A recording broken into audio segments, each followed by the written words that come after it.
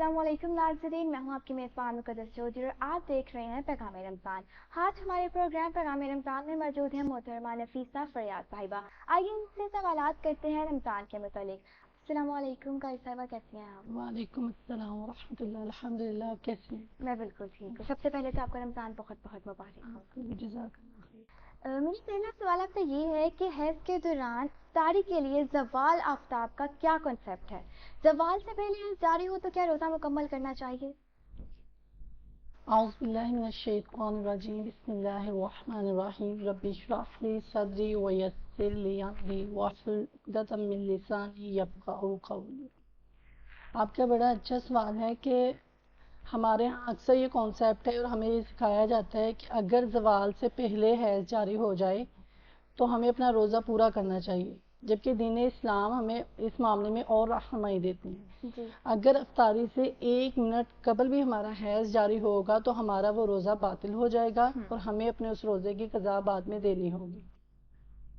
सही। इसके अलावा एक और सवाल है कि हैज़ और नफास में क्या फ़र्क है? इसमें रोज़े के लिए क्या अहकामात हैं हमारे लिए? हैज़ और नफास, हैज़ वो खून होता है जो हर माह ख़वातीन को बग़ैर किसी रुकावट के, बग़ैर किसी उज़र के मखसूस दिन जारी होता है। उसमें दिनों की तादाद 7 हो सकती है, 8 या 10 हो सकती है। बिल्कुल। और नफास उस खून को कहते हैं जो बच्चे की विलादत के बाद औरत को कमो बेश 40 दिन तक जो खून जारी होता है। जी। दीन इस्लाम इतना खूबसूरत दीन है कि वो रमज़ान की बरकतों से हमें महरूम नहीं रखता। जी। उसने इस बारे में हमें रहनुमाई दी है। हैज़ और नफास वाली जो औरत है वो रोज़ा नहीं रखेगी और नमाज भी नहीं पढ़ेगी, लेकिन ये इतना बाबरकत महीना है और साल में एक ही महीना होता है हमारे पास, तो हम कोशिश करेंगे कि इसकी खैर और बरकत से हम महरूम ना रहें। इसलिए हम ख़वातीन इसमें इन दिनों में क्या कर सकते हैं, कसरत से रोज़े, अगर रोज़ा नहीं रख सकते, कसरत से हम अपना जिक्र कर सकते हैं, सदका कर सकते हैं, खैरात कर सकते हैं, सहरी और इफ्तारी दूसरों के लिए बनाकर दे सकते हैं, ताकि हम इस महीने की बरकतों से महरूम ना रहें। जी। जो औरतें दूध पिलाने वाली हैं उनके लिए रमज़ान और रोज़े में इबादत के बारे में इस्लाम हमें क्या रहनुमाई देता है? रज़ात का जो मामला होता है दीन इस्लाम हमें उसमें भी रुख्सत देता है ख़वातीन को। अब इसमें 2 सूरतें हैं। दीन इस्लाम रुख्सत देता है कि औरत चाहे तो रोज़ा ना रखे रज़ात के दौरान, यानी बच्चे को जब दूध पिला रही है। हाँ जी। लेकिन बाज़ ऐसे केसेस भी सामने आए हैं, ख़वातीन ने कहा उनको शौक़ और मोहब्बत से उन्होंने रोज़ा रखा और वो कहती हैं कि अल्लाह ताला ने हमारे बच्चों को इतना सब्र दे दिया कि दौरान रमज़ान उन्होंने हमें तंग फिर नहीं किया दूध के लिए। लेकिन अगर कोई माँ रोज़ा रख लेती है और उसका बच्चा उसको तंग कर रहा है, उसको समझ आ गई है कि मैं रोज़ा नहीं रख सकती, मेरा रोज़ा रखना मुश्किल है, तो दीन इस्लाम हमें रुख्सत देता है। जैसे हैज़ और नफास में रोज़े छोड़े थे, ऐसे रज़ात में भी रोज़े छोड़ सकते हैं, लेकिन इन सारे रोज़ों की बाद में हमें क़ज़ा देनी होगी। जी। हैज़ नफास की वजह से जो रोज़े छूट जाएं उनकी क़ज़ा कब तक और कैसे दे सकते हैं? हैज़ और नफास की वजह से जो हमारे रोज़े छूट जाते हैं वो देखिए चंद रोज़े होते हैं। हैज़ की वजह से 7, 8 या 10 होंगे, नफास की वजह से कमोबेश 40 रोज़े छूट जाते हैं। उनकी क़ज़ा हमें बाकी साल में पूरी करनी होती है और उन क़ज़ा रोज़ों की तादाद पूरी करने के लिए हमारे पास 11 महीने होते हैं। हम बड़ी आसानी से उनकी तादाद को पूरा कर सकते हैं। इस्लाम हमें रुख्सत देते हैं, हम चाहें तो मुसलसल रोज़े रख के उनकी तादाद को पूरा कर लें और हम चाहें तो थोड़े से रखें, फिर अपनी रेस्ट करें, फिर रखें, लेकिन उनकी जो तादाद है वो पूरी करनी होगी हमें बाद में। ख़वातीन इफ्तारी बनाते वक्त खाना चख सकती हैं, तो इसमें रहनुमाई फरमा दें कि क्या वो इफ्तारी टाइम खाना चख सकती हैं, क्योंकि अक्सर होता है कि नमक मिर्ची चेक करनी पड़ जाती है कि नमक ज़्यादा ना हो जाए, मिर्ची ज़्यादा ना हो जाए। बिल्कुल, आपका सवाल बड़ा अच्छा है कि दीन इस्लाम ने हमें रुख्सत तो दी है खाना चखने की।